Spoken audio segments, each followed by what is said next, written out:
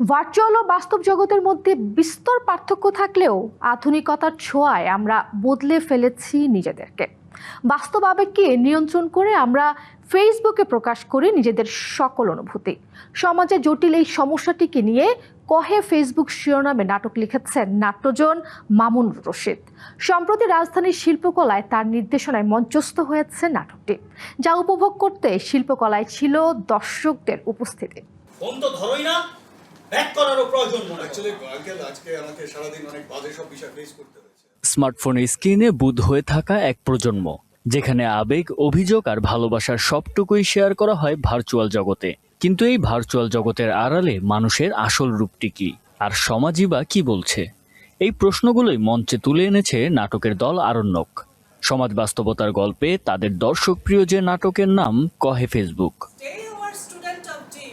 স্পর্শহীন জীবনের এক ভিন্ন গল্পে আরণ্যক নাট্য দলের এই নাটকটি সম্প্রতি মঞ্চস্থ হয়েছে রাজধানীর শিল্পকলা একাডেমির স্টুডিও থিয়েটার হলে। নাট্যজন মামুনুর রশিদের নির্দেশনায়, যেখানে অভিনেতা অভিনেত্রীরা মঞ্চে ফুটিয়ে তুলেছেন কিভাবে ফেসবুক আমাদের সম্পর্ক, রাজনীতি আর আবেগকে নিয়ন্ত্রণ করছে। আমার এই নাটকটা করার উদ্দেশ্য ছিল যে এই যে নিঃসঙ্গতা, এর সমাপ্তিতে বা উপসংহারে কি ঘটছে। উপসংহারে এমন কিছু অশান্তি, এমন কিছু দুর্ঘটনা ঘটছে, যেটা যদি খবর নিতে চাই আমরা, তাহলে সেটা তো সম্ভবই নয়, এবং একটা নৈরাজ্যের পৃথিবী তৈরি হয়ে যাচ্ছে। মঞ্চের আলো ঝলমলের দৃশ্য, কিন্তু সংলাপগুলো যেন আমাদের চেনা। ফেসবুকের নিউজ ফিডে ভেসে আসা হাহাকার, ট্রোলিং আর ভুয়া খবরের ভিড়ে হারিয়ে যাওয়া মানবিকতার গল্প দর্শকদের সামনে সফলভাবে ফুটিয়ে তুলতে পেরে শো শেষে বেশ উচ্ছ্বসিত ছিলেন এর অভিনয় শিল্পীরা।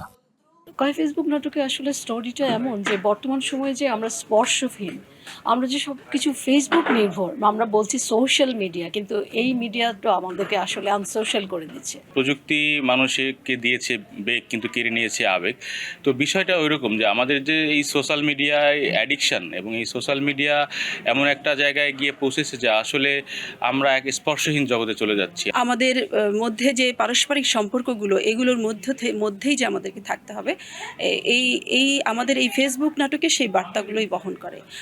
প্রচলিত ধারার বাইরের আরণ্যকের এই প্রযোজনাটি তরুণ দর্শক থেকে শুরু করে সব বয়সের মানুষের মনেই দাগ কাটছে। ফেসবুকের লাইক, কমেন্ট আর শেয়ার। মঞ্চের এই অভিনব উপস্থাপনা দর্শকদের বাধ্য করেছে নতুন করে ভাবতে। ছোটবেলায় মা বাবা বাচ্চার হাতে যন্ত্র তুলে দেয়, কিন্তু এটাই মা বাবার বিরাট ভুল। এই ভুলটাকে মা বাবাদের শোধরাতে হবে। এই নাটকটি ধারণাটি তুলে ধরেছে। ফেসবুক নিয়ে করা হচ্ছে, আমরা সবাই কম বেশি ব্যবহার করি। এটার কারণে আমরা হয়তো এই যে পরিবার বা সম্পর্কগুলোকে খুব একটা মূল্যায়ন করি না। এই কারণে যে সমস্যাগুলো তৈরি হচ্ছে, আমার মনে হয় যে সেটা তুলে ধরা হয়েছে। ফেসবুকের কারণে মানুষের একটা পরিবারে কি ক্ষতি হতে পারে, আবার এটা দিয়ে কি উপকার হতে পারে, দুটাই দেখা রয়েছে।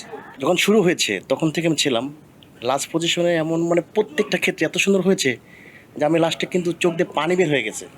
আরণ্যক নাট্য দলের ৬২তম এই প্রযোজনায় মঞ্চে অভিনয় করেছেন কামরুল হাসান, আরিফ হোসেন, জোবায়ের জাহিদ, রুবলি চৌধুরী, সুরভি রায় সহ আরো অনেকে। বাবার সাথে ভাইয়া কি দুর্ব্যবহার। জুবায়ের হোসেন সজল, ডিবিসি নিউজ, ঢাকা।